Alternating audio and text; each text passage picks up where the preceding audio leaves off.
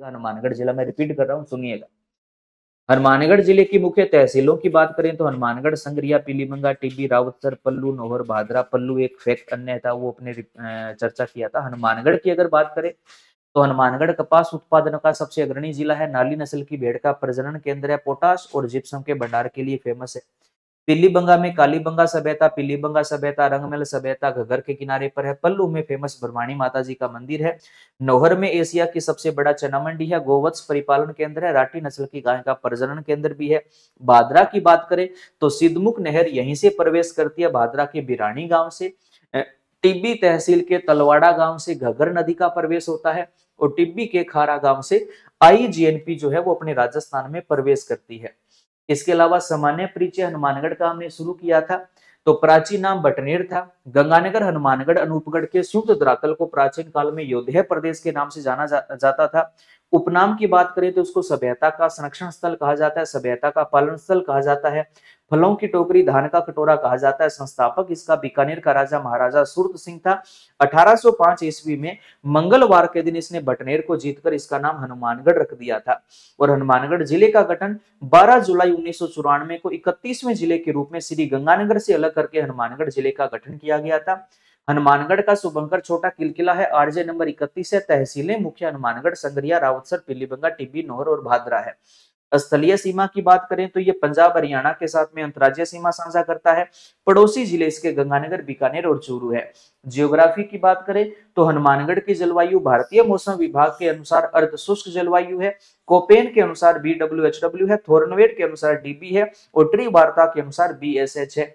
मिट्टी की बात करें तो यहाँ पर रेतीली, बलुई, मरुस्थलीय मिट्टी यानी कि एंटी और एडी सोल पाई जाती है। कृषि विभागीय वर्गीकरण के अनुसार यहाँ पर रेवेरिना और साइरोजेक्स मृदा जो है उसका विस्तार है।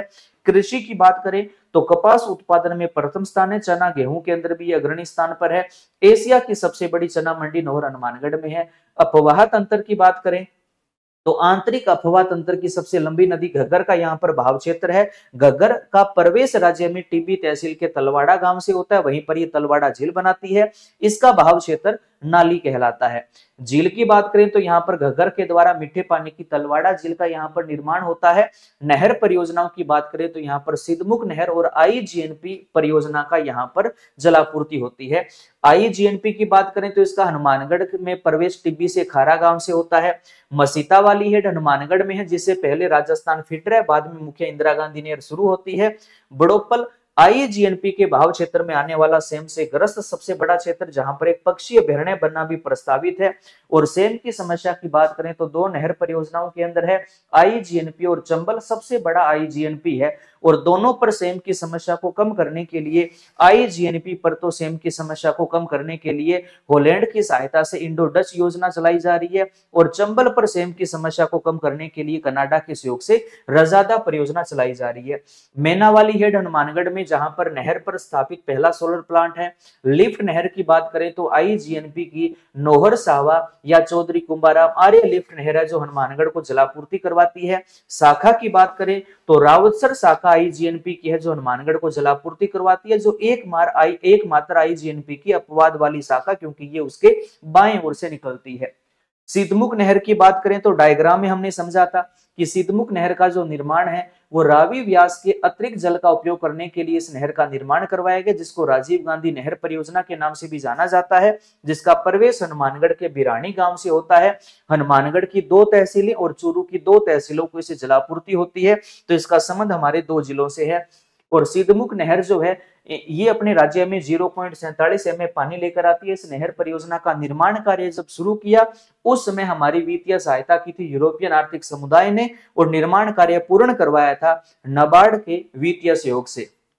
उसके अलावा पशु संपदा की बात करें तो हनुमानगढ़ के अंदर गोवत्स परिपालन केंद्र है। राठी नस्ल की गाय का प्रजनन केंद्र है। भेड़ की नाली नस्ल का प्रजनन केंद्र भी हनुमानगढ़ के अंदर है। खनिज की बात करें तो जिप्सम और पोटास के भंडार जो है हनुमानगढ़ जिले में विद्यमान है। उद्योगों की बात करें तो सहकारी क्षेत्र की सूती वस्त्र मिल गंगानगर सहकारी सूती वस्त्र मिल हनुमानगढ़ में स्थापित है, जिसका संचालन राजस्थान राज्य सहकारी spinning and woollens mills limited यानी कि स्पिनफेड करता है। और स्पिनफेड का गठन 1992 में जयपुर में किया गया था, जो राज्य में सहकारी सूती वस्त्र मिलों का संचालन करता है। याद रखो, सरकारी सूती वस्त्र मिलों का संचालन एनटीसी करता है, राष्ट्रीय वस्त्र निगम करता है। और ये करणपुरा गांव में है, जहां से सिंधु घाटी सभ्यता के अवशेष मिले हैं। इसी गांव से 4500 वर्ष पुराना मानव कंकाल भी मिला है। उसके बाद हमने कल्चर शुरू की, बटनेर दुर्ग हमने शुरू किया, जिसका निर्माण 3री शताब्दी के अंत में भूपत भाटी के द्वारा करवाया गया, जिसका शिल्पी के था। दानवन श्रेणी का दुर्ग है, घग्गर के किनारे पर है। सुल्तान बलबन के चचेरे भाई शेर खां यहाँ का हाकिम नियुक्त हुआ था, तो शेर खां की जो मंजार है वो भी यहीं पर विद्यमान है। टेम्बूर ने अपनी आत्मकथा तुजु के तेंबूरी में इसके बारे में लिखा था कि मैंने इतना मजबूत और सुरक्षित किला पूरे हिंदुस्तान में कहीं नहीं देखा। इसी को उत्तरी सीमा का प्रहरी कहा जाता है और सबसे ज्यादा विदेशी आक्रमण सहन करने वाला दुर्ग यही है। भारतीय इतिहास का सबसे बड़ा कत्लेआम भी इसी दुर्ग में हुआ था, जब 1398 ईस्वी के अंदर तैमूर ने इसके ऊपर आक्रमण किया था। उसमें यहाँ का राजा राव दुलचंद था। और ये एकमात्र दुर्ग है जहां पर हिंदू महिलाओं के साथ में मुस्लिम महिलाओं के द्वारा भी यहाँ पर जोहर किया गया था। 1805 ईस्वी में बीकानेर के राजा सूरत सिंह ने मंगलवार के दिन बटनेर को जीतकर इसका नाम हनुमानगढ़ रखा, हनुमान जी का मंदिर बनवाया। और यहाँ पर भगवान शिव और हनुमान जी को समर्पित कई मंदिर है। जैन पसारा इमारत यहाँ का मुख्य एक इमारत स्थल है। एग्जाम के लिहाज से कुछ लेखकों ने बटनेर को तबर हिंद के नाम से भी संबोधित किया है। गोगा मेड़ी की बात करें तो नौहर के अंदर है गोगा जी की मंदिर है, गोगा जी की दुर्मेड़ी है, जिसका निर्माण मकबरे नुमा आकृति में फिरोज शाह तुगलक ने करवाया था, जिसके द्वार पर बिस्मिल्लाह अंकित है। और इस दुर्मेड़ी को वर्तमान स्वरूप बीकानेर के राजा महाराजा गंगा सिंह के द्वारा दिया गया। यहाँ पर प्रति वर्ष गोगा नवमी को विशाल मेला लगता है और यहाँ पर हिंदू पुजारी मुस्लिम पुजारी दोनों पूजा करते हैं। और मुस्लिम पुजारी को यहाँ पर क्या कहा जाता है, चायल कहा जाता है। और गोगा मेड़ी में एक अन्य मंदिर है, श्री गोरखनाथ जी का मंदिर है, जिस मंदिर में भगवान शिव, माता पार्वती, गणेश जी व भैरव जी की मूर्ति यहाँ पर विराजमान है। पल्लू में ब्रह्माणी माता जी का मंदिर है, जहां पर नवरात्रों को विशाल मेला लगता है। उसके अलावा कबूतर साहिब का गुरुद्वारा भी हनुमानगढ़ में, जिसके निर्माण के बारे में कहा गया कि गुरु गोविंद सिंह जी की यात्रा के दौरान यहाँ पर आम लोगों ने जश्न बनाया था और यहाँ पर इस गुरुद्वारे का निर्माण 1730 में करवाया था। माता भद्रकाली जी का मंदिर भी हनुमानगढ़ में है, जिसका निर्माण बीकानेर के शासक के द्वारा अकबर की इच्छा को पूर्ण करने के लिए इस मंदिर का निर्माण करवाया गया, जिसका पुण्य निर्माण बीकानेर के राजा महाराजा गंगा सिंह ने करवाया था। स्वामी केशवानंद स्मारक संग्रहालय संग्रिया में, जिसको वर्तमान में सर छोटूराम संग्रहालय के नाम से जाना जाता है, जिसका संस्थापक स्वामी केशवानंद था और स्वामी केशवानंद जी को शिक्षा संत के उपनाम से भी जाना जाता है। ऐतिहासिक कालीबंगा सभ्यता स्थल हनुमानगढ़ में सिंधु घाटी सभ्यता का स्थल है, घग्गर के किनारे पर है। अमलानंद घोष के द्वारा खोज की गई थी। बी लाल और बी के थापर के द्वारा इसका उत्खनन किया गया था। यहाँ से दोहरे परकोटे, दोहरे जुते हुए खेत के प्रमाण, दोहरी कृषि के अवशेष, भूकंप के प्राचीन साक्ष्य, शल्य चिकित्सा के प्रमाण यहाँ से मिला है। और कालीबंगा से जितने भी अवशेष मिले हैं उनको संरक्षण प्रदान करने के लिए यहाँ पर 1983 में कालीबंगा पुरातत्व संग्रहालय की स्थापना भी की गई थी। अन्य जो सभ्यता स्थल है, यहाँ पर रंगमहल सभ्यता, पीलीबंगा सभ्यता हनुमानगढ़ में है। हनुमानगढ़ का गांव है सिलवासा खुर्द गांव, जहां पर कहते हैं कि हर घर में खिलाड़ी है, तो इस गांव को खेलगढ़ गांव के नाम से भी जाना जाता है। मूर्तिकार लक्ष्मण व्यास का संबंध भी हनुमानगढ़ की नौहर तहसील से है, जिसका जिक्र अभी नए संसद भवन में निर्मित अशोक स्तंभ के निर्माण के अंदर इनका जिक्र किया गया था।